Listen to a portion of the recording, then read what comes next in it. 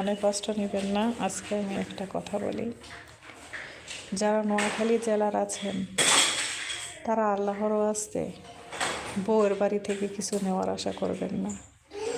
আপনার রিজিক আপনার জন্যই বরাদ্দ। কার রিজিক কোথা থেকে কিভাবে আল্লাহ বরাদ্দ করবেন দিবেন, এটা একমাত্র আল্লাহ পাকই জানেন। যৌতুক বিরোধ এখনই সময়, সবাই এত এডুকেটেড, কত ফ্যামিলি দেখেছি বউয়ের বাড়ি থেকে অনেক কিছু নেই, বাচ্চা হয় আকিকা দেয় নানার বাড়ি থেকে। এগুলি প্লিজ করেন না, মানুষের বদদোয়া নিয়েন না,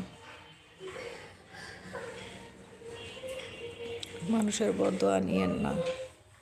যাদের কাছ থেকে নিয়েছেন, যাদেরকে নেওয়ার জন্য বাধ্য করছেন, তাদের কাছে ক্ষমা চেয়ে নিয়েন। আপনাকে হয়তো দিছে, চোখের শরমে দিছে, চোখ লজ্জার ভয়ে দিছে, কিন্তু বিশ্বাস করেন মন থেকে বদদোয়া দিয়ে দিছে, কতগুলো অভিশাপ দিয়ে দিছে। এখনই সময়, আপনাদের মন অনেক বড়, অনেক বড়, ঠিক আছে, কিন্তু নেওয়ার ব্যাপারে অনেক